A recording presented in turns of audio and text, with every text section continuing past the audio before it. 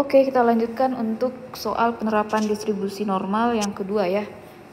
Di sini kita bikin dulu jawab. Nah, langkah pertama sama ya kayak tadi, kita tuliskan dulu apa yang diketahui. Jadi di sini bicara tentang diameter sebelah dalam suatu cincin toraks yang berdistribusi normal itu adalah rataannya adalah 10 cm, simpang bakunya 0,03. Jadi di sini kita punya sebuah pubah acak X yang menyatakan diameter suatu cincin torak. Gitu. Nah, X ini berdistribusi normal.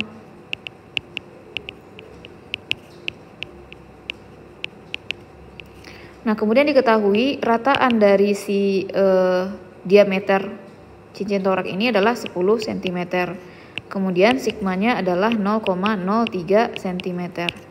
Oke, kemudian yang ditanya yang A.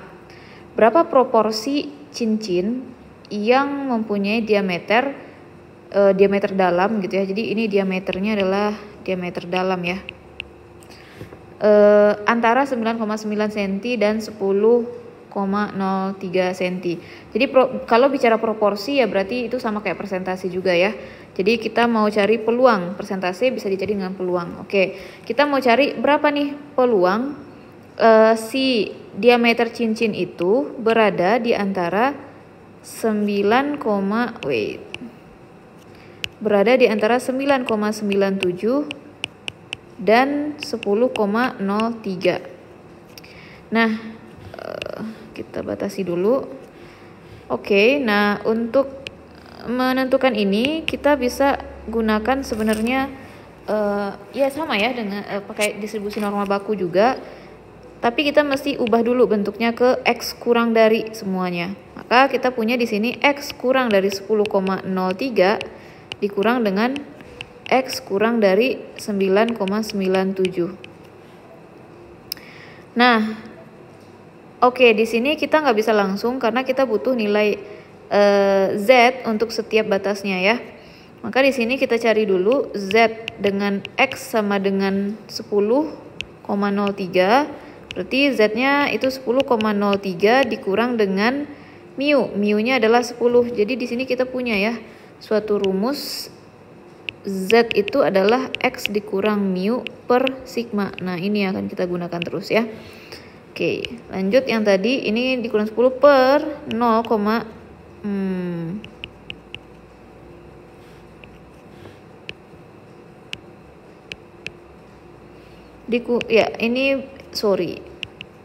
per 0,03. Nah, ini nilainya adalah 0,03 per 0,03 ya ini yakni 1. Untuk Z yang selanjutnya di X sama dengan 9,97 dikurang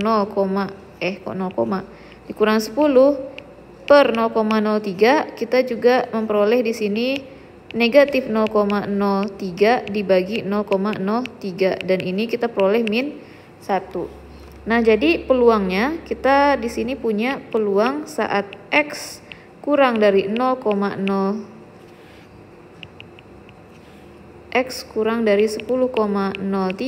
dikurang dengan X kurang dari 9,97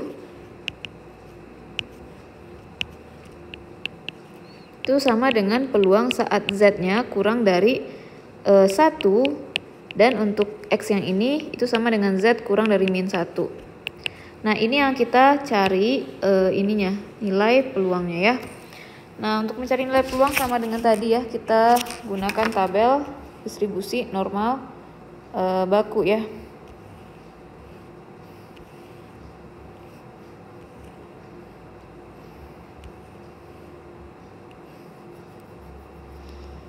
Min 1 dan 1.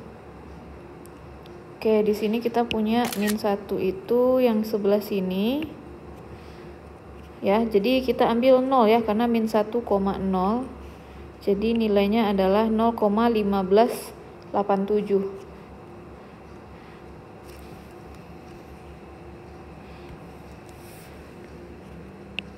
yang ini ya. 1587. Nah, untuk yang satu kita coba lagi nyarinya. Satu ada di sini. Jadi satu ini kita ambil 0.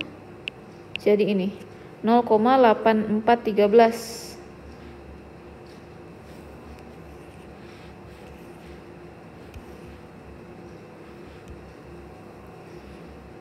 0,8413. Ya sudah, ini tinggal dikurangi, berarti ini 6, kemudian 2, kemudian 8, kemudian 6.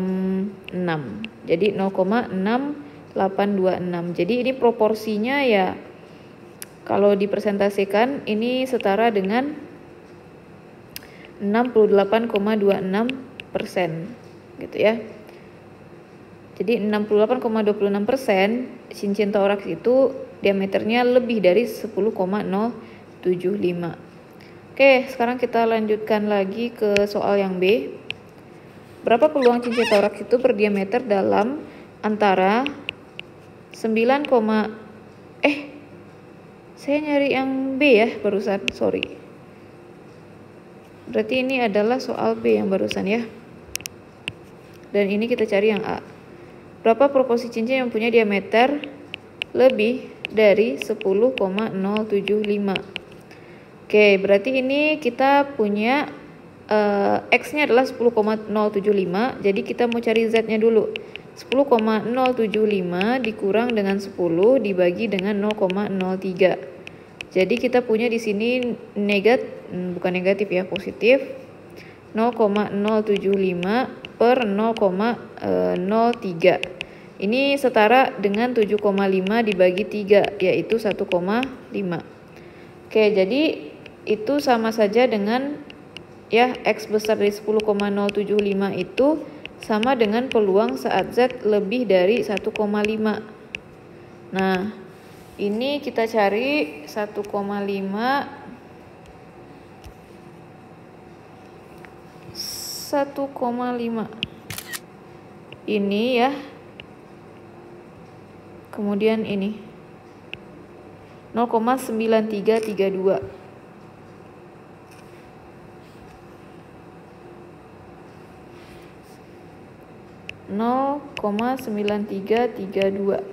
Jadi ini persentasenya adalah sekitar 93,32% gitu proporsinya ya. Ya, sekarang kita lanjutkan untuk nomor C. Di bawah nilai diameter dalam berapakah terdapat 15% dari seluruh cincin toraks. Jadi di sini sebanyak 15%. Jadi ginilah ilustrasinya seperti ini.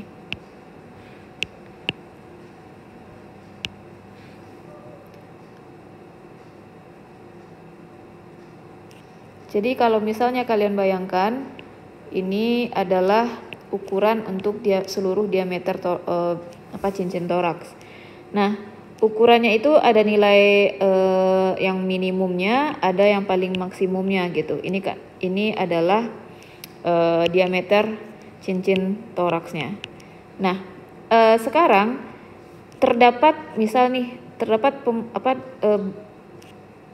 terdapat sekian banyak cincin toraks. Nah, 15%-nya itu berada di mana gitu. Jadi di bawah nilai diameter dalam berapakah, ini agak aneh ya. Terdapat 15% cincin toraks. Jadi kita bisa tulis seperti ini. Peluang X karena nilai di bawah. Nah, berarti kurang dari sesuatu, K misalnya, itu ada sebanyak 15%. Nah, jadi ketika diameternya itu kurang dari atau di bawah nilai K, maka cincin toraksnya itu maka banyak cincin toraksnya itu ada sebanyak 15%. Jadi disinilah misalnya ini batasan nilai K-nya. Jadi ini adalah nilai diameter. Yang ke belakang ini ada sebanyak 15% cincin toraks di sini. Jadi misalnya suatu perusahaan itu memproduksi 100 cincin toraks misalnya. Nah, berarti ada 15 buah cincin toraks dengan diameter paling bawah seperti itu ya. Nah, kenapa kita bisa bilang paling bawahnya? Karena dia mau kita cari satu nilai aja pembatasnya gitu. Kalau misalnya dia berada di tengah-tengah, kita butuh 2 nilai untuk pembatasnya gitu ya. Oke, sekarang kita cari lanjut, kita nyari sekarang. Ini kita butuh peluang saat Z kurang dari suatu nilai ya, misalnya Z kecil itu adalah 15% atau setara dengan 0,15. Nah, nilai 0,15 inilah yang kita cari di tabel 0,15. Nah, kita nyarinya itu adalah di dalam isian tabelnya ini 0,15.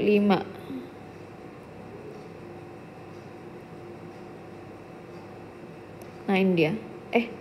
15% 0,15 ya, sorry.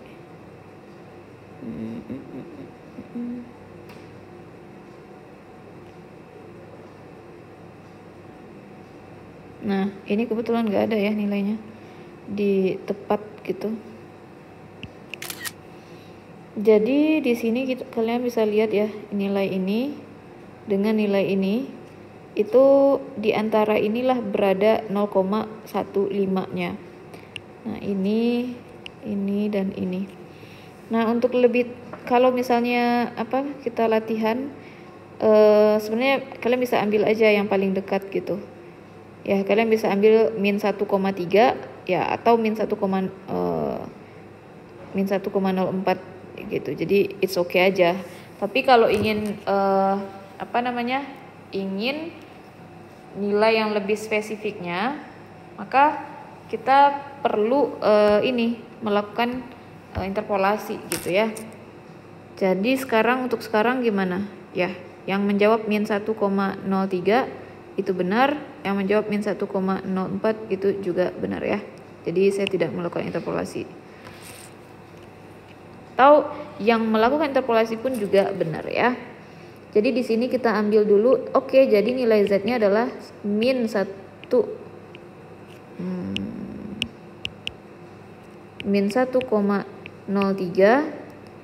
Nah, ini saya tuliskan ya. Kalau dia ngambil Z sama dengan min 1,03, maka X-nya berapa?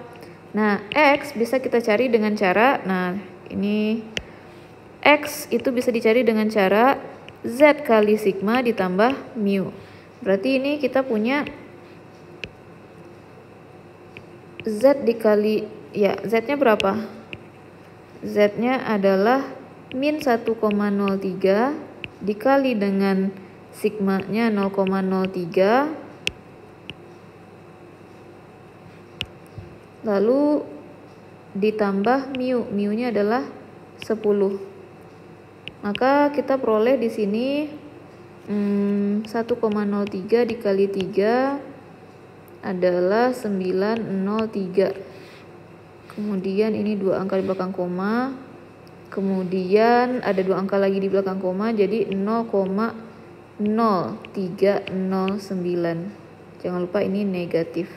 Tambah 10.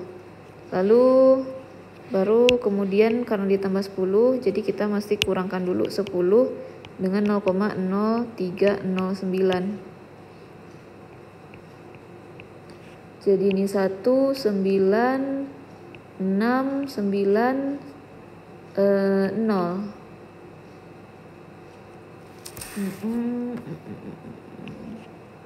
Kok 09 ya? 9. Oke, jadi ini adalah 9,9691. Ya, kalau kalian ngambil Z-nya ini. Tapi kalau misalnya saya ngambil Z-nya adalah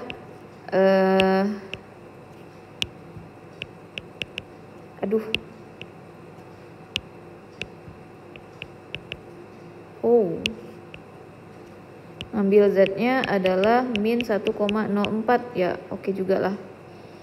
Walaupun di sini ini ya nggak tepat sebenarnya, tapi ya nggak apa-apa. X sama dengan min 1,04 dikali 0,03 ditambah 10. 1,04 dikali 3 12 1 3,12. Jadi di belakang koma 2 berarti 10 dikurang 0,0312. Jadi 8 6 9 9,9688. Oke, saya rasa cukup ya. Nah, untuk interpolasi gimana, Bu? Nah, interpolasi juga bisa, tapi saya nggak carikan ya di sini. Oke. Sekian pembahasan soal penerapan distribusi normal. Jadi di sini intinya adalah bagaimana kita bisa menggunakan distribusi normal dalam menyelesaikan soal yang berkaitan dengan distribusi normal. Tapi penyelesaiannya tetap saja kita akan membutuhkan distribusi normal baku seperti itu ya. Oke, sekian, terima kasih.